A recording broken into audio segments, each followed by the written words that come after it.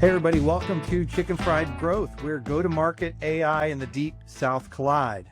I'm your host, David York, and I'm here with my co-host, Sara Moseley. Hey, y'all. Always with the y'all. I love it. Gets everybody just right into that Southern feeling. And we have got a great show for you today. We have got two very interesting topics. Yes. The first one is all about Southern names, and in particular, the double name. Yes. If you are not from the South, you may not be as familiar with the double name as those of us who are in the South are. That's right. And I was inspired to talk about this after we had a recent confirmation of the new Department of Homeland Security head, whose name is Markwayne.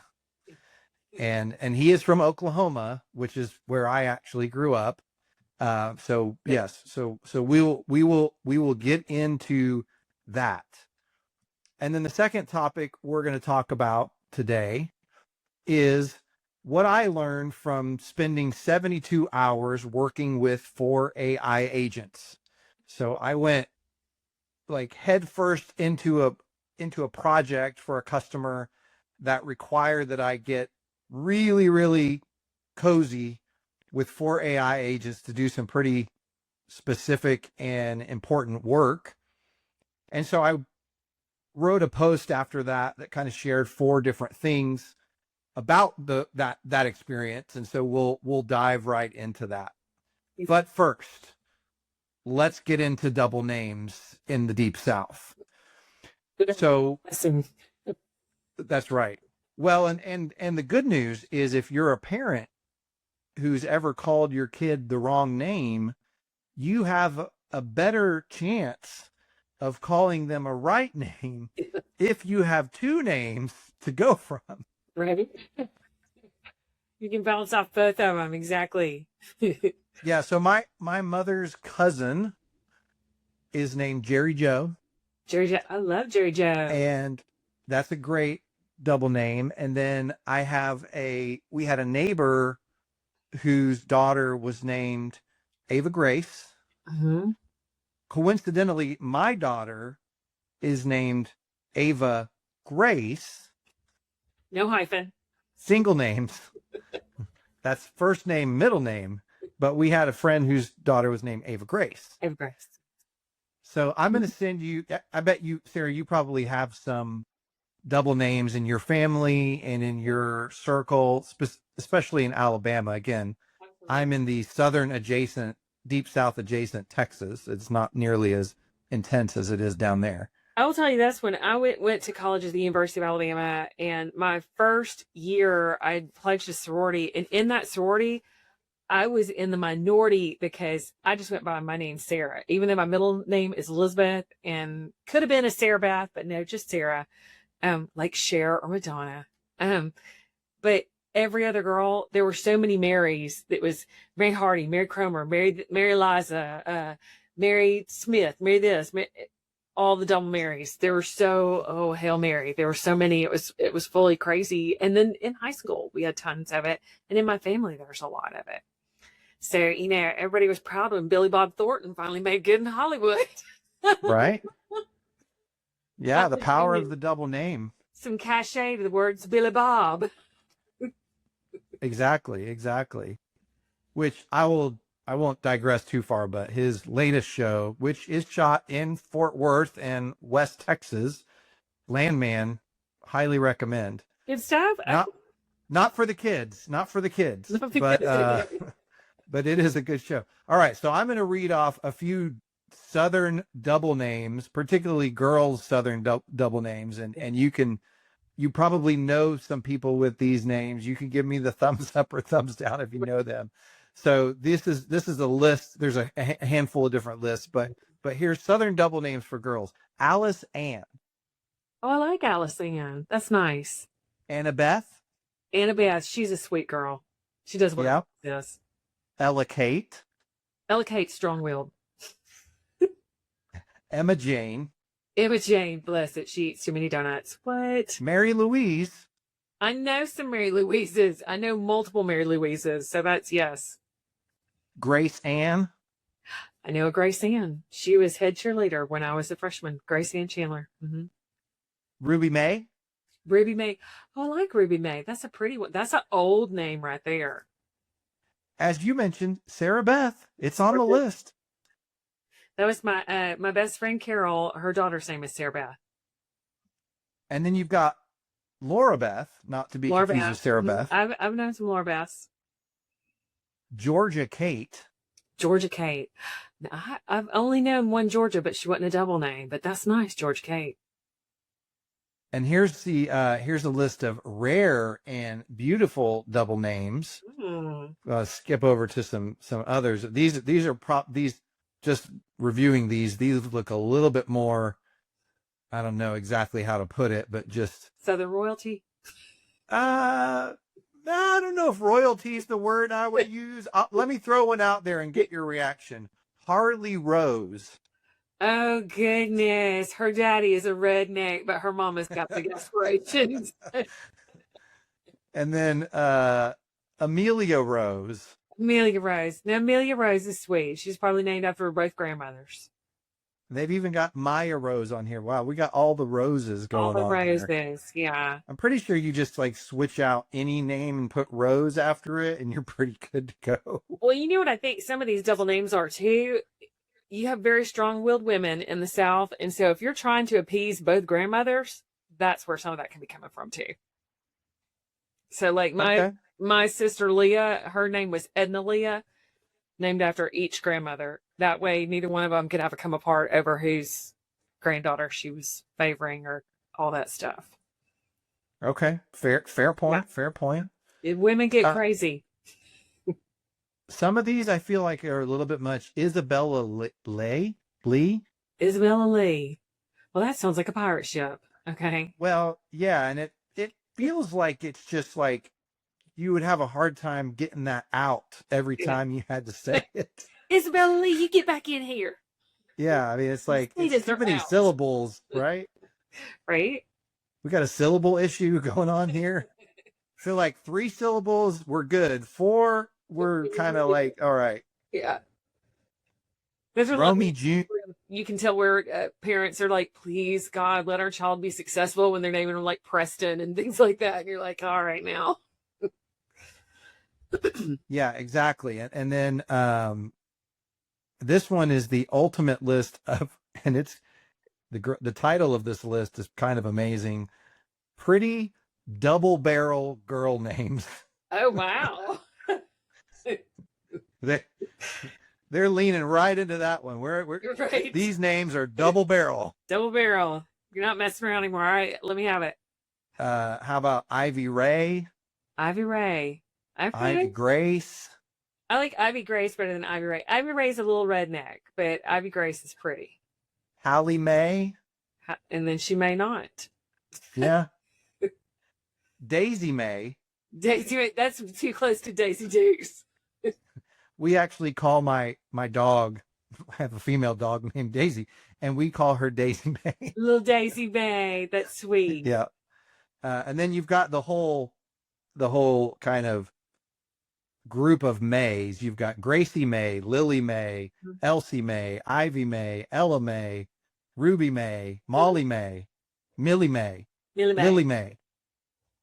I like Millie Mae. That's cute. Yeah. So that, so you've got a whole bunch. Great. Yeah. You could just, again, and then there's then they also have like the 15 different roses. So May and Rose and Grace. Yeah. Seem to be the perfect pairing for the double name if you wanted to really go that route. And if you need to honor a male in your family, there's Lou. Because I have a friend, Amy Lou. Okay. So her dad was Louis, and then I've got another friend, Bella Lou. So everybody's honoring their daddy and their maternal grandmother, perhaps. All right. Well, as one who would not participate in that, but Sarah, you could can I just call you Sarah Beth from now on? Oh my gosh. No.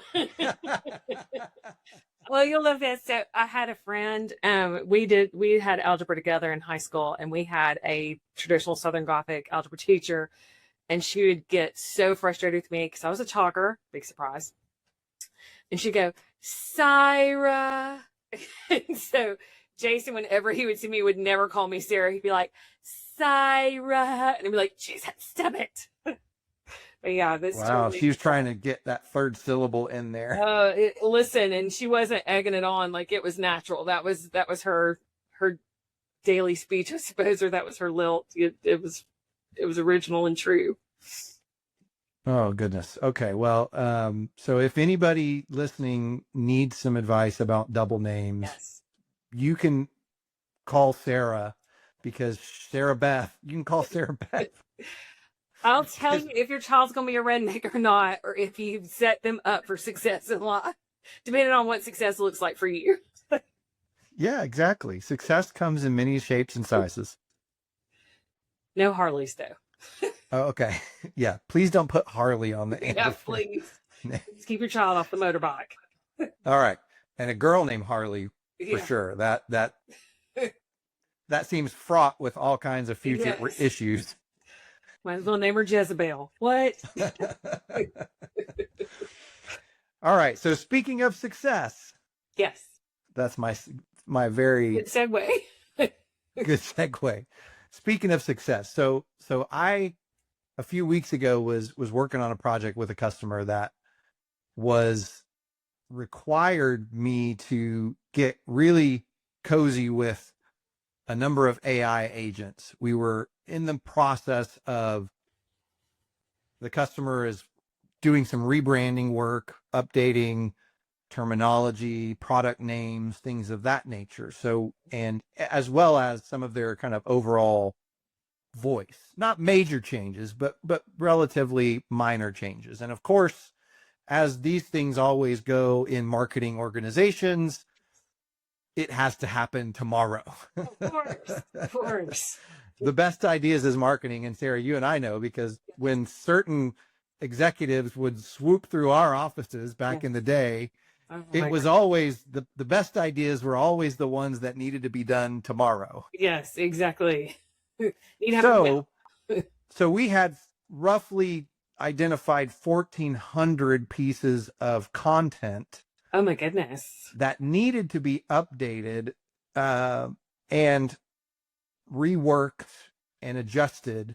Okay. So they could be sent downstream to go through kind of the human in the loop, human review process. Okay. But we wanted to, in an effort to save time, because of course timing was of the essence, use AI agents to do that. And so there was a number of different types of pieces of content. We had presentations and sales sheets and product pages from the website, so on and so forth. And it was some of it was relatively minor stuff. Like I mentioned, it was just a terminology change from, all right, we call this person a client versus a customer, right?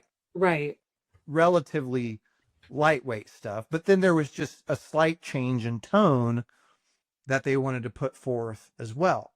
So what I was tasked to do with for this customer was figure out a way to automate the update of these 1,400 pieces of content. And we actually were able to do the update in about 6 days total. That's fantastic. That's impressive. So all of that was done in 6 days. And again, it wasn't completed. It was just kind of the first pass. And then we turned all of those pieces of content over for human review and to look over it. But we wanted to apply all of these rules and some of these changes using AI. Sure. Because there wasn't really any dramatic changes happening, right? We weren't rewriting the whole thing. It was just, again, slight tone changes, replacing certain terms, product names, things of that nature. Smart. Okay. So we had basically 4 agents that were designed to handle 4 different types of content. And they had slightly different instructions and rules. We were using automation and integration to pull the content from wherever it was housed. So if it's like in the digital asset management platform or in the sales enablement platform. All of this content was stored in all these places. And so we use some workflows to pull that in, feed it into the AI agents, and then to spit it back out so that it could be picked up by all of the writers, reviewed, so on and so forth. So Cool. the first thing I'll say is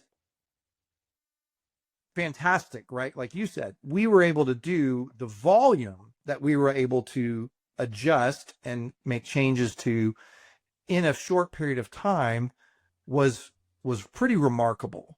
Yeah, that's huge. Yeah. 1,400. I mean, when you sit down and think about that, that's a lot. That's a lot of It's not insignificant. Yeah. No. It's a lot. And I mean, we're talking about sales presentation decks. Yeah, multi-page. And, 15, 30, 60 page presentation. Oh my gosh. Yeah. That alone would take, and there was probably 50 of those, right? Oh my god. Like that alone would have taken probably Yeah. more than 6 days, just those things. So from a opportunity standpoint and from a capability standpoint, I would say, yes, the ability to do this in that short a period of time is, quite revolutionary to some degree, right? Just in thinking of that. However, what I will also say is I learned a lot through that process because we were asking the agents to do things, not just, we didn't want to manually upload each document to the AI. So it's not like we were, it's not like we were sitting in front of Claude or ChatGPT going upload, upload, upload, upload, upload. Right. We were doing this in batches at scale, 20, 40, 60, right? Large quantities at a time and using integrations to do all that. And then having the AI agents pick up the content, pull it out of these places, right? Update it, and then create a document and then send it back somewhere. So it was involved. So y'all created a library then, I'm assuming, for all of it? Yeah, we had basically at the end of the day, we had a server that had all of these 1,400 documents fully created. Yeah. And we built in things like naming conventions and identifiers and things like that, because it was coming from kind of a master list and all those types of things. So all in all, great process, overall success. Yeah. But here's what I'll say. I learned a lot about scaling these agents from having this kind of firsthand experience and watch and having to go, okay, we need to try and get all this done in this period of time, and just to see that. So here's kind of like the 4 big takeaways that I had from this, and I'll go through each one of them, and I did post about this as well. So the first thing I said was, I don't think AI agents are going to replace all white collar jobs anytime soon, right? There have been people in the market that have said, oh, within X number of blah, blah, blah, all white collar jobs are going to be placed. And my experience and my take and my reaction to that is based on this experience. And again, I was using an industry-leading AI, agentic platform. It's not like it was, just something that we cooked up. We were using a multi-billion-dollar tool, right? That's a company that's valued at multiple billions of dollars. So it's not like it was just something off the, something that we just picked up off the street. But my feeling about that is, I feel like people that are saying that are kind of 2 things. Number one, they're being dishonest to some degree. Wow. And because I think that most of the people saying those types of things usually have some kind of skin in the game. Yes. They are pushing AI technology usually. Yeah, because it has been Microsoft was one of them that said some stuff to that effect one time, and I'm like, well, that's convenient for them because they want everybody to use Microsoft Copilot, and they have a big investment in ChatGPT, right? Mm-hmm. So they're either one being dishonest or the other one, and I think this is true too, is that a lot of people have not tried to work with AI agents No. in the real world at scale. And I think that last part of the phrase is what's really important, is the scale part. Yes. Because everybody can do something kind of a one-off or at a lower level. Yes. But trying to do it at scale is where you start to see kind of the cracks start to show a little bit. Yeah. But here's what I will say. I would say that low level roles will be disrupted. And I don't disagree with that take. And I do believe that the work performed by higher level roles will change. But my kind of conclusion is that I don't believe that these AI and agentic tools can run a level of complexity of tasks autonomously at scale consistently. Okay. And that's where that consistent at scale consistently is where, again, where all the cracks kind of start to show. Okay. That's interesting. So what were some of the things that you were noticing when you're talking about, like some issues and stuff? What were some of the things that you were noticing when you were doing things at scale? Well, so what I found was, so we were batching the content up and the documents up in groups of 20, 30, 40-ish at a time. And so what we were doing is, because AI agents and generative AI, right, it is probabilistic in nature, right? That's the one thing, is it is always working from probabilities.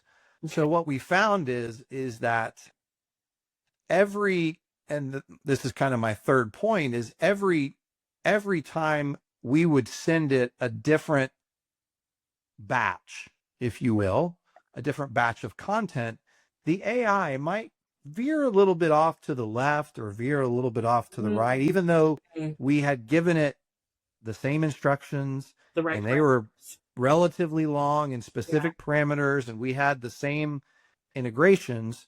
Sometimes it would kind of work right down the fairway, do exactly what it was supposed to do. Other times it would be a little bit more hesitant. It would want to say, okay, well, I'm going to process these in batches of 10, and off it goes.